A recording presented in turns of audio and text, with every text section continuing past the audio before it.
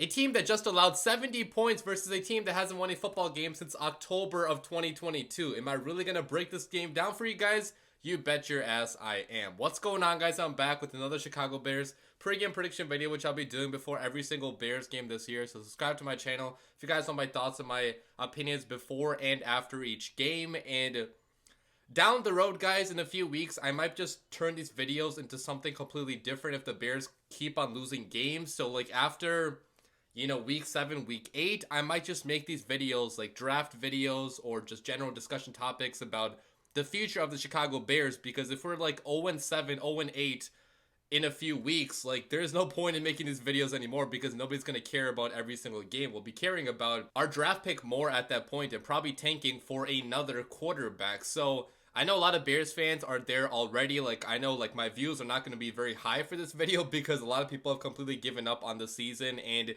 even me, guys, after the last game, even being the optimistic fan I am, like, I've basically lost hope on the Bears turning the season around. But if there's any mathematical chance, I'm still going to watch the games. I'm still going to root for something miraculous to happen, even though I know it's probably not going to happen. So, like, I'll still be watching, still be hoping for the Bears to turn this thing around until it's, like, mathematically impossible to. But again, after week 7, week 8, if we're still not winning any games, then I'm going to officially turn this channel into, like, a draft channel, because what else would I talk about for every single week? Like, again, nobody would care about the result of each game, and we'd at that point just be rooting for the Bears to lose every single game. So really does suck. This damn franchise has already made us like think about the NFL draft in September. I mean, usually we think about the draft in like October, November, because we usually suck by that point, but we usually don't suck this early in the season where we don't have a single win. We seem like the worst team in football again, but there might be a team that's just as bad as us, and that's the Denver Broncos, because my god, man, they lost 70-20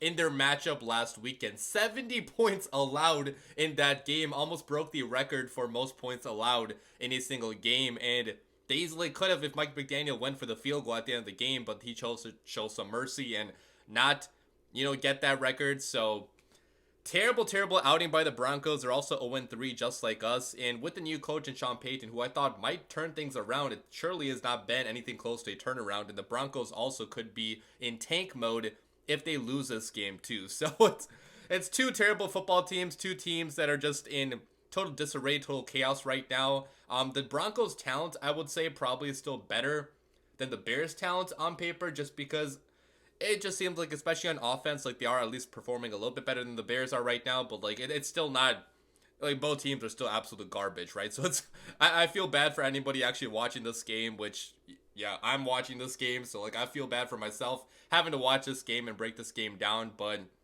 let's get into it, okay? So I'll start by talking about the Broncos offense first of all, and they rank number 15 in points scored per game, number 15 in yards gained per game, number 8 passing offense, and number 20 rushing offense. So you guys can see the addition of Sean Payton definitely has helped this Broncos offense, because last year they ranked among the bottom of the league in terms of all the offensive categories, and Russell Wilson had one of his worst years ever as a quarterback in this league. But so far, Russell Wilson has been a lot better, okay? His stats are looking a lot better. He has 791 passing yards, 6 passing touchdowns, 2 interceptions. So definitely making a lot better decisions, a lot more accurate with the football. He's seeming to get the hang of the system a lot more than he did Nathaniel Hackett's system. So I feel like Russell Wilson has definitely not been the problem with this Broncos team overall, okay? The offensive line has been an issue. The rest of the offense has sometimes been an issue. The defense definitely has been an issue. But Russell Wilson seems to be getting back into his form of being a pretty good quarterback in this league. Now, he's not been performing at MVP level like he did back with,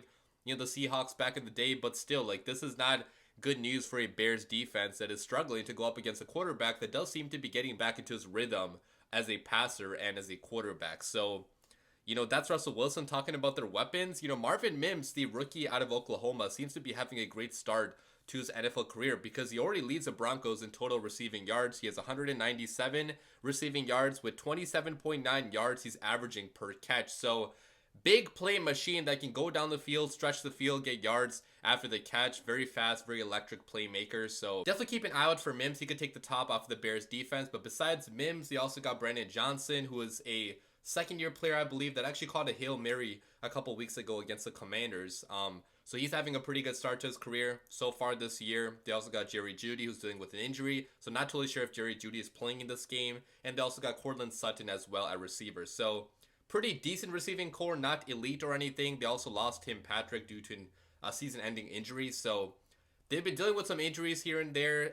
But it has been a pretty capable passing attack because they do rank as the number 8 passing attack so far this year. But talking about the run game, it's definitely not been anywhere close to good. Okay, Javonte Williams is the lead back, and he's been struggling with efficiency. He only averages 3.8 yards per carry, so I know a lot of Broncos fans were hoping for them to get another running back this offseason, but that didn't really happen. So right now they do have Javonte Williams as the guy getting the bulk of the carries, and it's not been a good run game so far. So, that's also due to the offensive line not being great in run blocking, but, it's a collective effort, and the run game just has not been there so far for the Denver Broncos. So that's the Broncos offense. Talking about the Broncos defense then, the worst defense in football so far. So they rank number 32 in points allowed per game, number 32 in yards allowed per game, number 29 passing defense, and number 32 running defense. And obviously after giving up 70 points and all the yards they gave up against the Dolphins, all these numbers are going to look bad. But even before the Dolphins game, they also struggled on defense. Against the Commanders, they allowed a lot of points. I believe in week 1,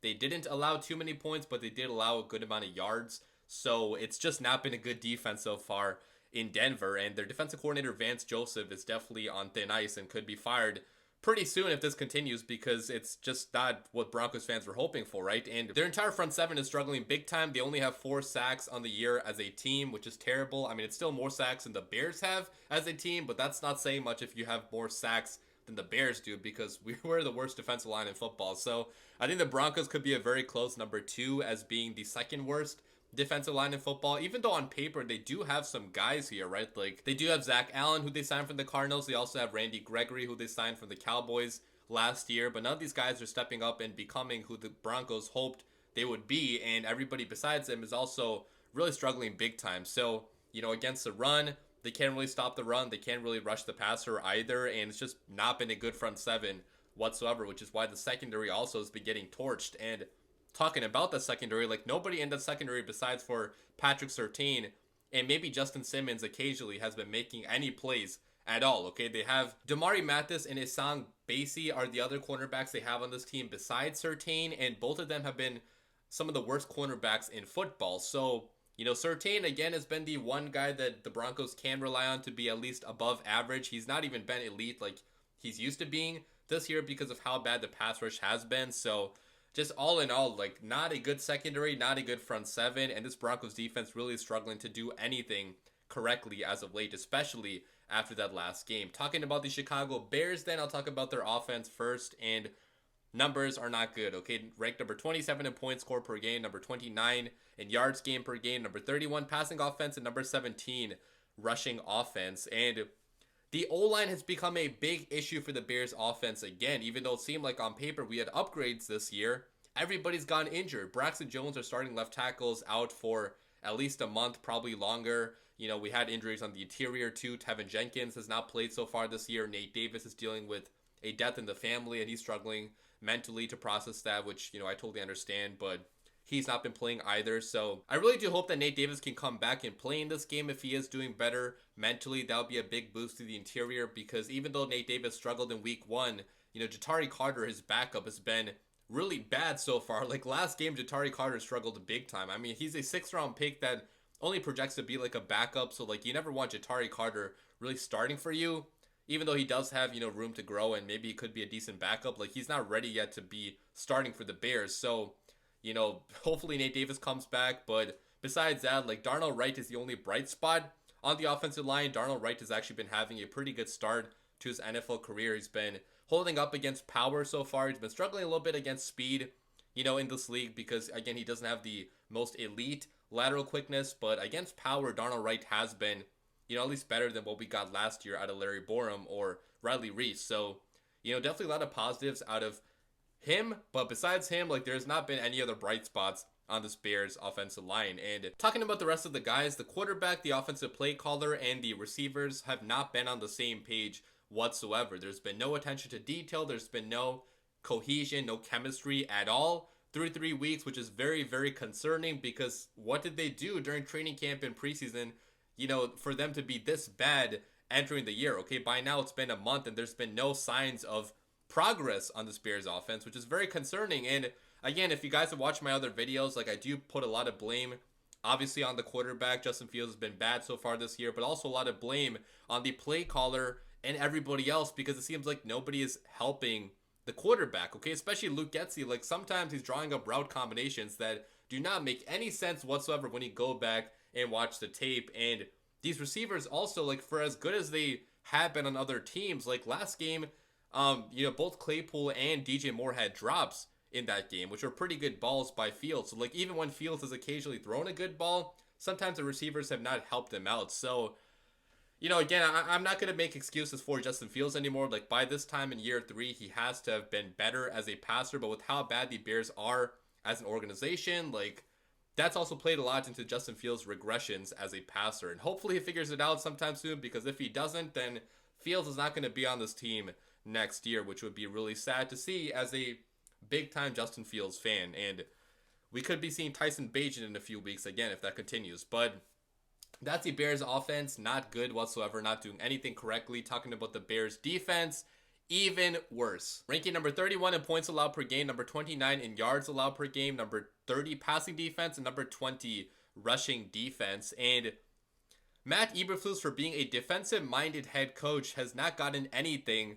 out of our defense that's been above and beyond. Okay, everybody's performing worse on this team than they did with their last team, which is not good at all. Okay, guys like Tremaine Edmonds, guys like TJ Edwards, guys like DeMarcus Walker, Yannick Ngakoue, who had pretty good seasons last year with other teams, are not doing anything on the Chicago Bears defense, partly because this defense as a scheme is broken without a true dominant 3 technique. And the Bears don't have a dominant 3 technique right now, so like no pressure is being generated from the interior. Our edges also are not like elite edge guys, so we're not getting any pressure on the quarterback. And in a cover 2 zone type of defense, you have to be able to get pressure on the quarterback with 4. Otherwise, guys are going to pick you apart in zone, and that's what they've been doing so far. Like Patrick Mahomes had a very easy time picking apart our defense. Even guys like Jordan Love and Baker Mayfield, who are not known as being elite quarterbacks like Patrick Mahomes is, even they had an easy time against this Bears defense because we cannot get any pressure on the quarterback still, even after signing and drafting so many guys to get pressure on the quarterback. So I know Gervon Dexter has been having some better games. Like it's not shown up yet on the stat sheet, but like last game, Gervon Dexter definitely had some moments where he was like really close to getting a sack. So maybe Gervon Dexter, is becoming better as the weeks go on. But like besides him, there's not anybody stepping up on this D line. And the secondary also has been having a lot of injuries so far. Okay, Jalen Johnson's been dealing with injuries. Tyreek Stevenson as well has been dealing with injuries. Eddie Jackson has barely played so far this year. Jaquan Brisker also has been in and out of the lineup. So injuries definitely have been hurting us so far, but still no excuse to be as bad as we have been so far this year under a defensive-minded head coach. Talking about the 3 keys to Bears victory now. Okay, how can the Chicago Bears finally win a game for the first time since October of last year? And key number 1, guys, is going to be to continue to attempt to work that deep passing game for Justin Fields. Okay, so far Justin Fields is really struggling big time to see the middle of the field in any intermediate routes. So if you want to stick to what he's best at doing, continue to work that deep passing game and try to take shots downfield, because that's something that we know that Justin Fields is good at doing. Last game, we tried taking some shots downfield. They did not always connect, partly because we had some drops out there and Fields also was a little bit off on some of them, but you still have to try to work that deep passing game and stick to what he's best at doing as a quarterback, because that might be the only way we unlock his potential as a passer this year, unless he takes drastic steps upwards in reading the middle of the field. So that's key number 1. Key number 2 then is going to be to find ways to manufacture pressure if you are Matt Eberflus. Okay, right now we're not getting any pressure on the quarterback at all, only sending 4. So send more blitzes, okay? I don't care if we get burned on the back end, because I'd rather have us getting burned for being too aggressive than having them slowly, work their way down the field by picking us apart in zone, because that's just the most infuriating way to watch this defense allow points. Okay, I'd rather have us at least try to get some pressure on the quarterback. If we can't get any pressure, sending 4. And then finally, key number 3 is going to be to have the rookies on this team play a bigger role, because now the veterans want to step up. Okay, guys like, Gervon Dexter, guys like Zach Pickens, guys like Tyler Scott, You know, Darnell Wright has been stepping up already. Roshan Johnson. Like, we need these guys to be playing big roles in year one for the Chicago Bears, which is not ideal for their development. Like, you'd rather have them sit and learn like any good organization would have them. But the Bears are not an organization where that's allowed to them, right? Like, we need them to step up right away and be good in year one, which is, again, not fair to them. But we're going to need it if we want to win any games this year. And talking about my prediction then, guys, like, who do I have winning this matchup? I have the Chicago Bears returning home against a team that just allowed 70 in their last game and losing to that team by a score of 28-24, simply because, guys, I have no faith in the Bears as a team right now, okay? Until the Bears win a damn football game, I'm not going to pick them to win anymore because they have not shown me they are a capable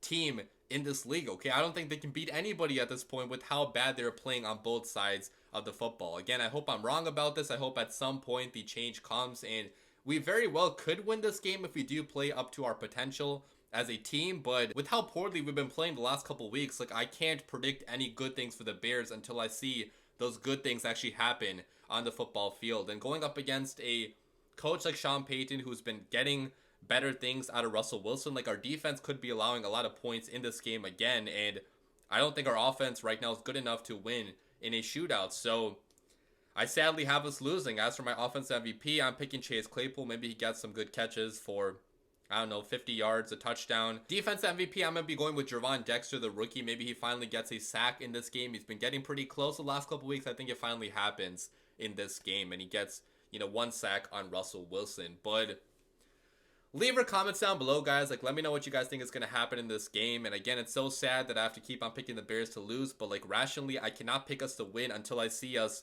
actually win a game, right? Like, we haven't won a game since October of last year. So I really hope, I really pray it happens in this game, but until I see it happen, I'm not going to predict it. Leave your comments down below. As always, bear down.